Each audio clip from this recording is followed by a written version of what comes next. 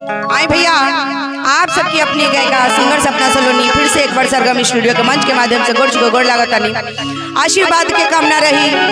आई बहुत प्यारा एक सुंदर पवन भैया का सॉन्ग आज मैं गाने का प्रयास कर रही हूँ।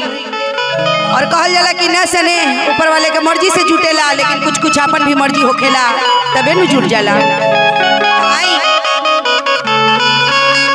कि सनहिया लगावल बहुत बात नहीं खे, नजरिया चुरावल बहुत बात होला। नजरिया चुरावल बहुत बात होला।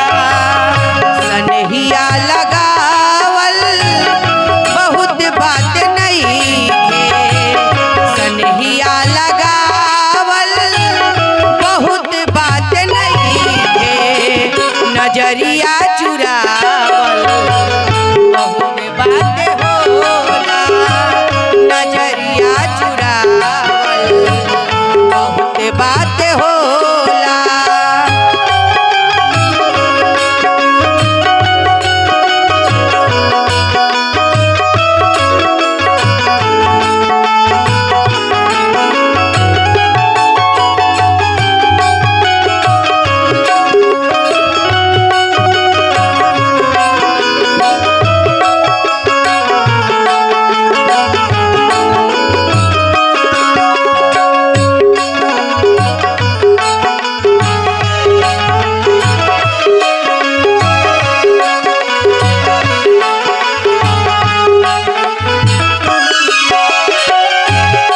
अगर कबो समझती कि राउर नजर हमरा से मिलते, हमरा इरादा न समझ पैती तो कबो नजर ना मिलती। कह तरीका से समझे न पवनी तहार असली इरादा, रूपवा के जाल में धरा गइली दादा।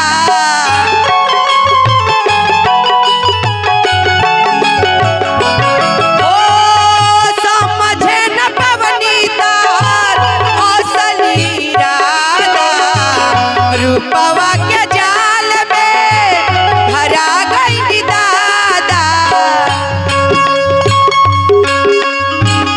केहू के रोवावल बहुत बात नहीं खे, केहू के रोवावल बहुत बात नहीं खे, रोवा के हंसावल बहुत बात होला। रोवा के हंसावल बहुत बात होला।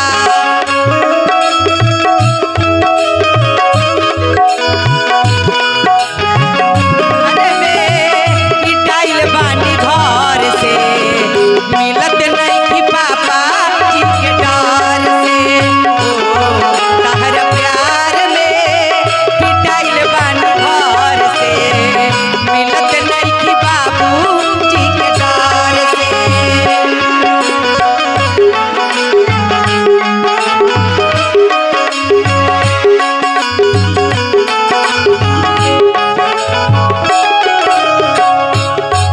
जब से तहरा से ई नैनवा लड़ल तब से लोग कहता,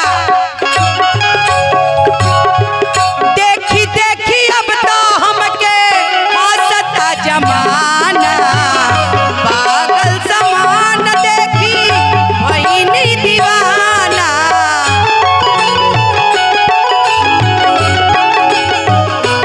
हो देखी देखी अब तो हमके हंसता जमाना। पागल समान देखी भइनी दीवाना।